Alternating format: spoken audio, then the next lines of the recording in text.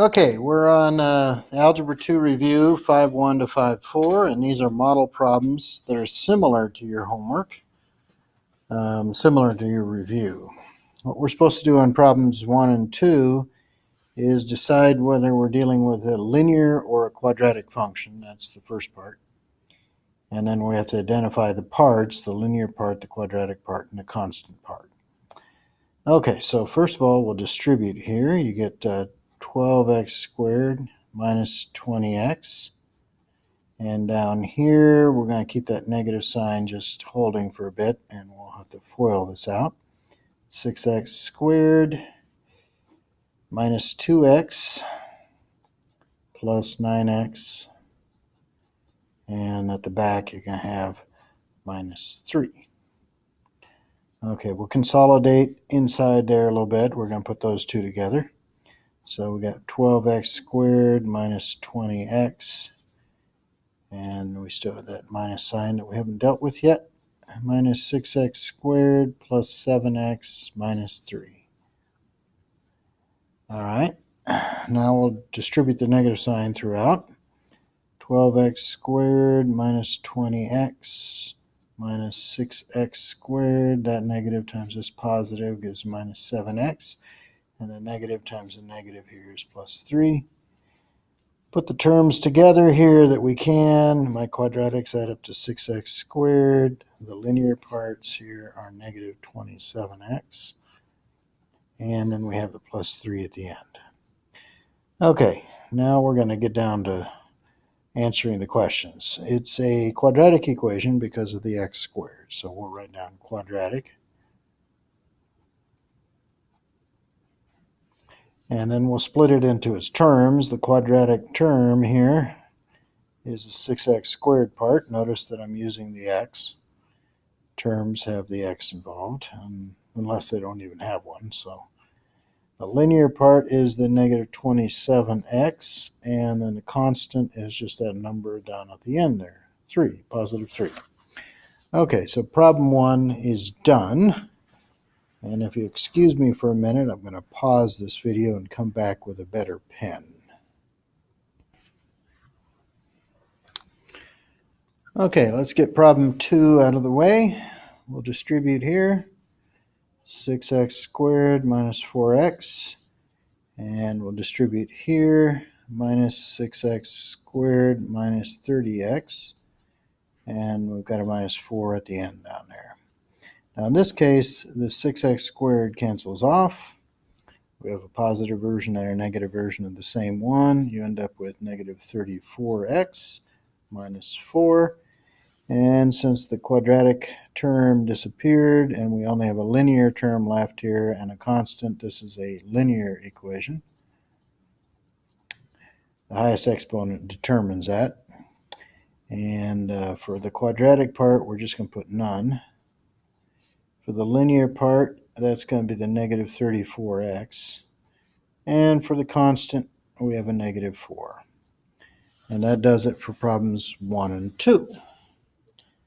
Okay, we'll continue on this video here. Problem 3, we're supposed to identify the vertex and the axis of symmetry, and then find the points that correspond to P and Q when they reflected over the axis of symmetry. So first of all, let's find the vertex. And you can see if you count from the origin 1 over and 5 down, you get a vertex of 1, negative 5. The axis of symmetry, you can abbreviate like that, is a vertical line. Let me draw it. Vertical lines have to have a formula in the format x equals, and in this case it's 1 to the right, so x equals 1, and you can see that that h value up there matches. But you do have to remember to put this x equals, otherwise you don't get that vertical line. Okay, if you reflect P over the axis of symmetry, it ends up right here. We'll call this new point P prime, and it's at a location 0, negative 3. You'll do something similar up here when you reflect Q over to the other side. Q prime that new location will be at 3, 3. And that does it for problem 3. Okay, let's see what we have on example 4. Okay, example 4 is all about the calculator. We're supposed to find the quadratic model in part A and then use it to predict a value for 2018. Okay, so with these dates here, and only when you have dates, you're going to use x equals 0 to represent the first one, and 2 years later it'll be x equals 2.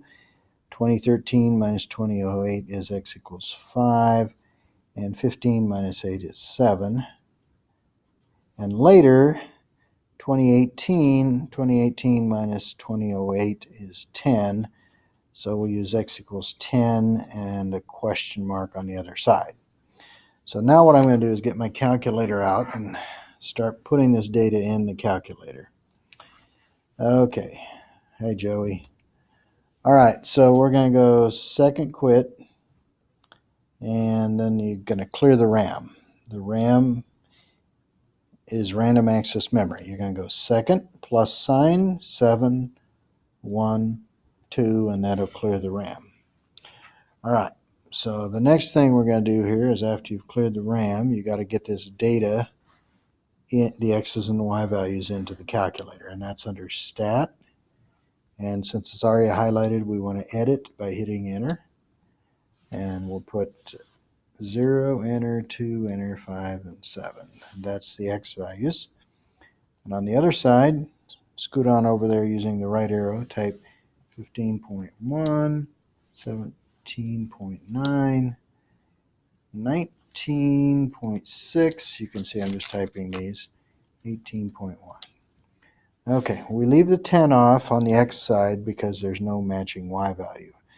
This x equals 10 is 10 years after 2008, so it really represents 2018. We'll do that one later. All right, once you've done that, you want to go to your y equals key, up arrow, and hit enter to turn the plot one on. Then you want to hit the zoom number 9 feature. I'll scroll down there to show you what it looks like, but normally you just hit the 9. And you can see there's a definite curve to that data. So we do want to use quadratic regression. Okay, the next stage is hit stat. Go over to the calc menu and down to quad reg.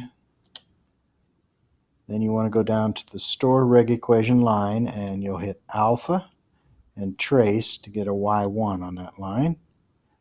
Go down to calculate, and you have your quadratic model. Let me write this out. I'll be rounding to 2 decimals when I do it. Okay, so I'll leave it off to the side there. And here's the model. Y equals negative 0.22x squared. And then in front of the x, you want this b value of 1.96. In front of the x, I should have said. And then 15.03 for the constant. Now if I hit graph, I'll see how well it fits.